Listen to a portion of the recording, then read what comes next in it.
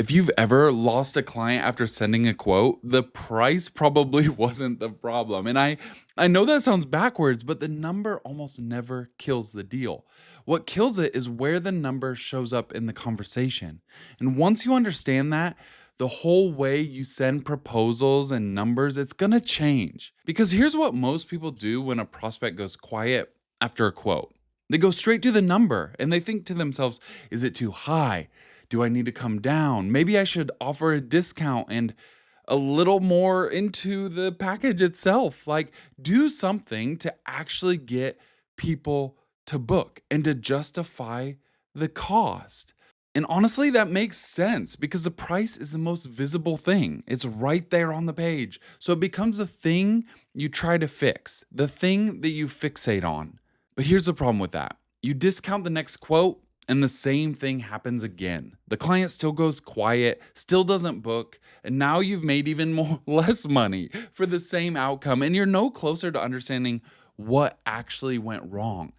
I talk to a lot of service-based business owners about this, and the pattern is almost always the same. The price is not the issue.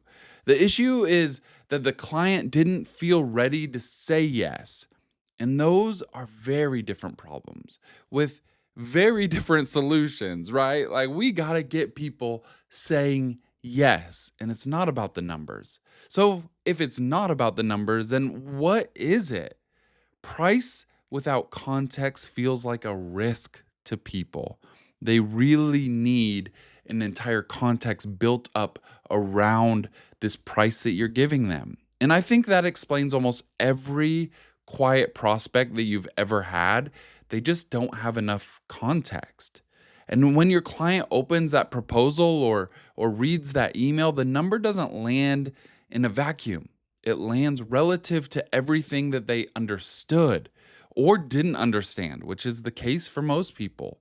And if they don't have a clear picture of what problem this solves, what their situation looks like on the other side of this, what they're actually investing in, then the number feels like a leap. They just don't see the full picture like you do and like you're assuming. And gosh, people are not wired to take leaps when they're uncertain. We protect ourselves, we default to no. And so, what looks like the price was too high is really, I didn't feel confident enough to say yes to that.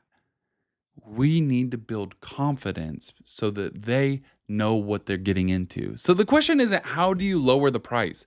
The question is how do you build enough context that the price makes sense? The first number they encounter shapes how they feel about every number after it. We calibrate off the first data point we're given. That's just how we process information. So if the first number in your proposal is your high price, that number is the anchor. It's floating there with nothing to compare itself to.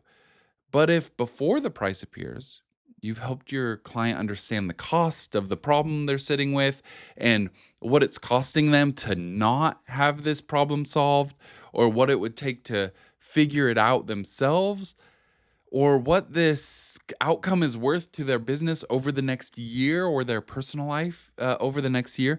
Now, the price is landing inside of a context. There's something to compare it to. And usually, when you do that well, your numbers look reasonable. Sometimes it starts to look like a bargain, even because they see how much it changes things, how much it fixes their problem.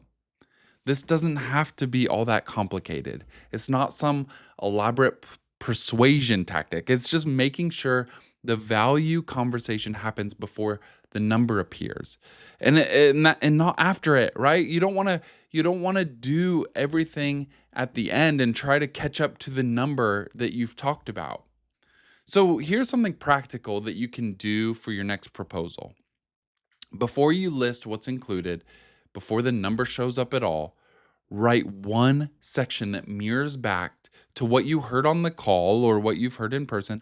What problem are they dealing with? What it's costing them right now, and what they want to feel like on the other side of working with you. That begins to frame it all differently. Make them feel seen, heard, and cared for before you ever mention a price. Because here's what happens when someone reads a proposal and thinks, this person actually gets my situation. The numbers land differently. It's not a leap anymore. It's an investment in something they already understand and already want. And that shift, just that one structural change to how your proposal is ordered, is what turns a quiet prospect into someone who replies and says yes, someone who gets the vision, someone who is excited to work with you. It's very different than someone reluctant to spend the money. And I've seen this change things quickly for people, not because the work got better or the price got lower or the discount was so good, just because the conversation got sequenced in the right way. So I want to leave you with this. If you keep losing clients after sending quotes and can't figure out why, I'd encourage you to look at when the price is arriving in the conversation and how it's landing. Because usually what's happening is the number is showing up before your client is ready to receive it. And it's quite a shock. It's a shock to the system that they can't get rid of. Get the value on the table first.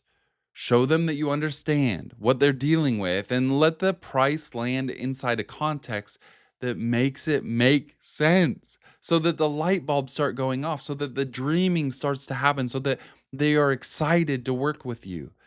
That's the shift. And it's a smaller change than you might think. You can do this today. If this resonated, drop a comment. I would genuinely love to hear what you're going to do differently with your next proposal. And if you want more of this kind of content, subscribe. There's a lot more coming. I've got so many things in the pipeline, and I'm just excited that you're here. And remember to enjoy the journey, my friend, because it's not always easy, but it's a good one.